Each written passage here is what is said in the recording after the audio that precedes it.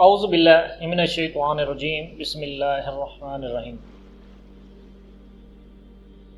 73 عیسوی وہ موقع جب یہودیوں کے پاس ان کا جو ٹیمپل تھا وہ نہیں رہا، ٹیمپل ان کے ہاتھ سے چلا گیا، یروشلم بھی ان کے ہاتھ سے چلا گیا، ان کے پاس سیاسی طاقت تھی وہ بھی نہیں رہی، اور ان کے پاس مسیح تھا وہ بھی شہید ہو گیا۔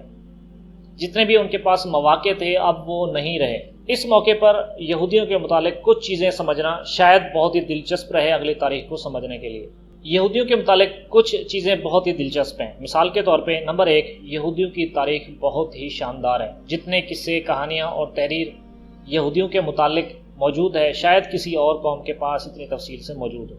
نمبر 2، یہودیوں کی تعداد جتنی بھی ہو لیکن اس تعداد کی نسبت انبیاء کی آمد بہت کثیر تعداد میں رہی ہے۔ اتنے زیادہ انبیاء ان کے پاس آئے کہ کوئی اور قوم اس چیز کا دعویٰ نہیں کر سکتی۔ تیسری چیز جو یہودیوں کے لیے بہت دلچسپ ہے وہ یہ کہ ان کے پاس الہامی کتابوں کی تعداد کافی زیادہ ہے، اور اس وقت میں جب کسی اور کے پاس تحریروں کا رواج بھی کم تھا۔ آسمانی صحائف اور تحریری مواد اتنا زیادہ ہونا کسی بھی قوم کے لیے ایک بہت ہی فخر کی بات ہے اور بہت بڑا سرمایہ ہے۔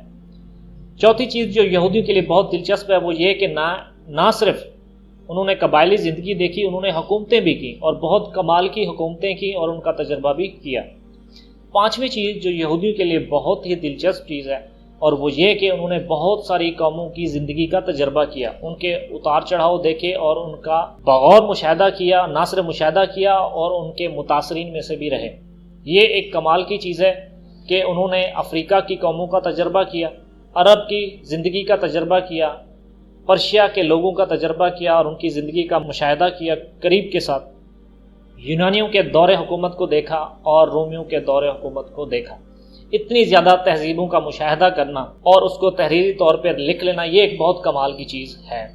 اتنے زیادہ کمال کے باوجود یہودیوں میں آخر کون سی ایسی غلطیاں ہیں، کون سی کمزوریاں رہ گئی ہیں جس کی وجہ سے وہ کامیاب نہیں ہو پا رہے تھے، یہ جاننا شاید بہت ہی دلچسپ رہے کسی بھی مطالعہ کرنے والے کے لیے۔ یہودیوں کی تعلیمات جیسے بھی ہوں وہ ایک پڑھے لکھے شخص یا پڑھنے والے کو ہی دقیق سے سمجھ آ سکتی ہے، لیکن بظاہر طور پہ ان میں دو چیزیں بہت نمایاں تھیں۔ مثال کے طور پہ ٹیمپل یہودیوں کے سیاسی کیریئر اور یہودیوں کے عروج کی ایک بہت بڑی نشانی ہے۔ حضرت سلیمان علیہ السلام نے ان کو تعمیر کروایا تھا اور یہ یہودیوں کے عروج کو ظاہر کرتا ہے۔ ٹیمپل کا ہونا یہودیوں کے لیے ضروری ہے کیونکہ یہ ان کی بہت بڑی نشانی ہے عروج کی۔ دوسرے نمبر پہ ایک مسیحا کا ہونا۔ مسیحا کے بارے میں جتنا یہودیوں کی کتابوں میں مواد موجود ہے اور ان کے بارے میں نصیحتیں موجود ہیں، وصیتیں موجود ہیں، تو اس کے لیے انتظار کرنا اور ایک مسیحا کا آنا بھی یہودیوں کے لیے بہت اہمیت رکھتا ہے۔ اب جب حضرت عیسیٰ علیہ السلام نے مسیحا کا دعویٰ کیا اس دوران ان کے پاس ٹیمپل بھی موجود تھا۔ یہ دونوں چیزیں ان کے پاس موجود تھیں اور ایک بہترین موقع تھا کہ وہ ایک اپنے شاندار دور کا آغاز کر سکتے تھے۔ اور بہترین چیز جو یہودیوں کے لیے بہت اہم تھی وہ مسیحا کے بارے میں۔ نمبر 1، حضرت مسیح علیہ السلام جو کہ ایک مسیحا ہونے کا دعویٰ کر رہے تھے اور ان کے بارے میں یہودیوں کی پریڈکشنز بھی صحیح ثابت ہو رہی تھیں، ان کے بارے میں جو کتابی مواد تھا وہ بھی سپورٹ کر رہا تھا، انبیاء کی پریڈکشنز بھی صحیح ثابت ہو رہی تھی۔ ان میں یہ ہے کہ حضرت مسیح علیہ السلام یہودی تھے، یہودی النسل تھے، اور یہ یہودیوں کے لیے ایک بہترین خوشائند بات تھی۔ ان کے شاگرد اور ان کے ماننے والے تقریباً ہی یہودی تھے، تو یہ یہودیوں کے لیے بہت ہی مناسب تھا، وہ ان کو ایک لیڈر تسلیم کر لیتے۔ دوسرے نمبر پہ حضرت عیسیٰ علیہ السلام کم عمر تھے اور بہت مقبول تھے۔ اتنی کم عمری میں کسی بھی عوام میں اتنا زیادہ مقبول ہونا ایک عالمی حکومت کی طرف نشاندہی کر سکتا تھا۔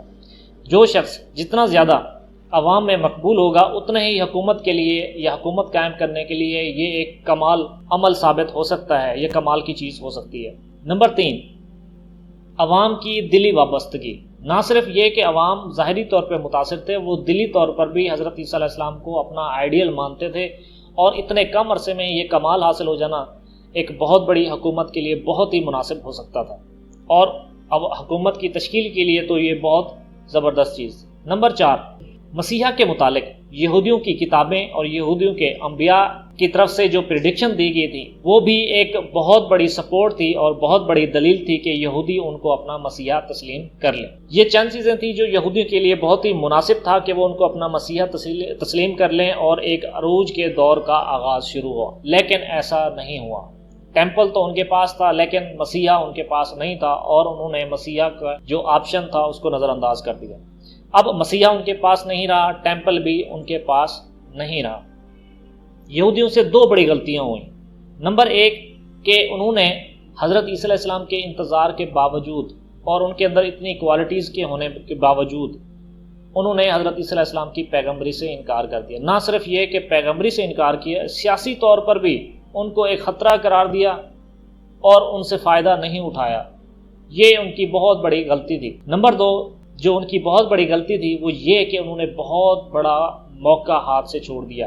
رومیوں کی جو پریشر تھا اس کے مقابلے میں عوامی مقبولیت بھی اتنی زیادہ ہو چکی تھی، ان کے پاس بہترین سیاسی آپشن بھی موجود تھا کہ وہ اپنے آپ کو منظم کر کے ایک بہت بڑی حکومت سٹارٹ کر سکتے تھے، لیکن انہوں نے حضرت عیسیٰ علیہ السلام کے ماننے والوں سے بھی انکار کر کے اس نے یہ موقع گنوا دیا۔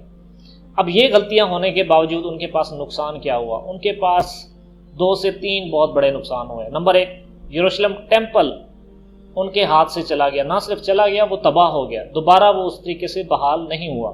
نمبر 2، سیاسی طاقت ختم ہو گئی ان کے پاس، یہودی بکھر گئے اور ان کی پاور ڈی سینٹرلائزڈ ہو گئی۔